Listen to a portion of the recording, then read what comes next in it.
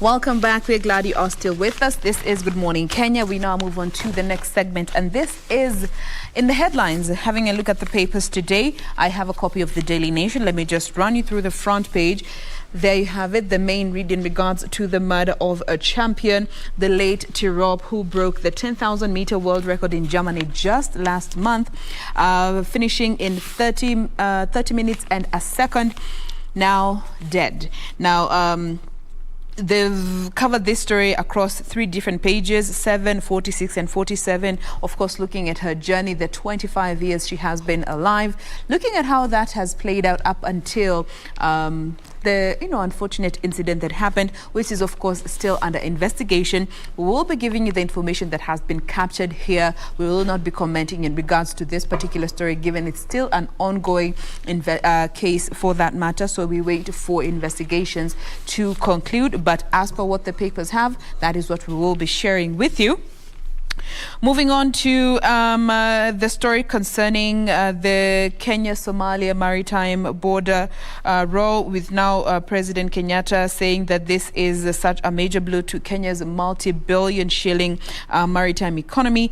Bearing in mind the fact that the courts gave Somalia one of the 7 offshore oil blocks that were under dispute. And of course, we did see the president's response to this yesterday. I will be giving you the details of that, which has been captured here as outrage, And generally speaking, the president did hold and stood his grounds in regards to what he had said when it comes to protecting Kenya's boundaries. IEBC, once bitten, twice shy. Now IEBC seeks to change law, and more so when it comes to the transmission of the presidential results, so that we don't have a replica of what we saw in 2017 that resulted in the nullification of the whole general elections. They have a few recommendations, at least 20 changes that they want effected to the law for smooth polls next year, in the hope that it will avoid the costly mistakes that led to the nullification in 2017.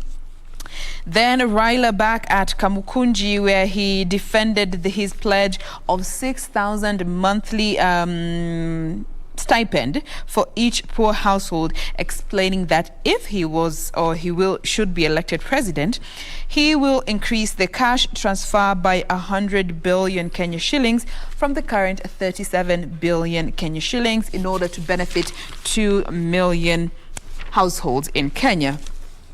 On to some justice issues and the corridors of justice, as Regina likes to say. Alert as a serial killer escapes custody.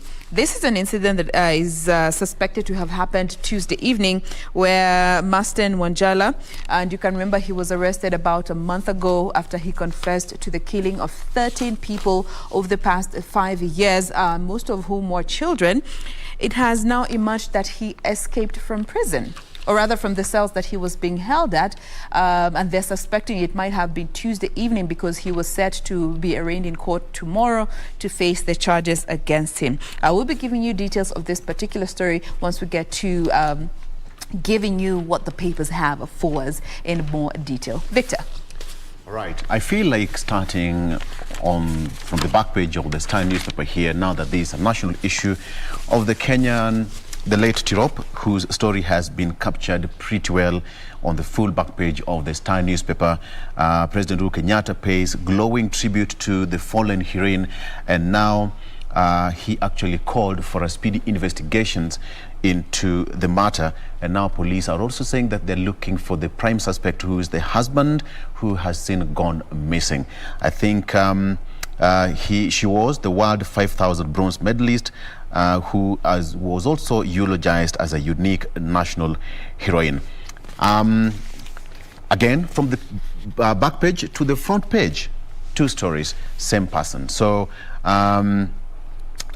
only top Olympic athletes' life cruelly snuffed out. Agnes Tirop celebrates after winning that particular actually, on the front page of the Star, there's also a photo here of her together with the husband, and the police are still treating the husband, who has since gone missing, as the prime suspect, because according to the police reports there, the husband reportedly called Tirop's parents apologizing for something that he said, an incident he said he did. And therefore, police are also looking for him just to unravel what exactly happened. So, grace to the family. All right, to the front page now. Raila, how I will roll out 6,000 shillings to 8 million people. It involves 25% budget cuts and savings from graft proceeds. The ex-Prime Minister plans to spend 140 billion shillings annually to support the poorest families. That is according to him. He stated that yesterday at Kamkunji grounds where he took his rallies. He was in the better part of Eastlands area of Nairobi, where he called on people as well to register as voters. On health matters, more kids ended up in hospital during COVID fourth wave. More children are getting hospitalized with COVID-19 in the fourth wave, unlike previously. The health ministry now says the government on Tuesday said that it had noticed an increase in pediatric admissions relating to COVID-19 complications. Unlike in the first three waves, there are where children who contracted the virus remained largely asymptomatic. The fourth wave has left more children hospitalized. This has been attributed to the lethal Delta variant that is now the most dominant in the country. The Delta variant accounts for 90% of current cases. It is highly transmissible and was behind the fourth wave. So that's according to the health ministry. And just to join on that story, Wanjala is missing. Confessed vampire child killer Wanjala escapes from custody. And the story said that police officials who were on duty said that they realized Wanjala was missing at 7 a.m. as they were conducting roll call. He could have escaped on Tuesday night or Wednesday morning. A senior police officer who was checking on those being held there said that he had noticed he was missing before raising the alarm.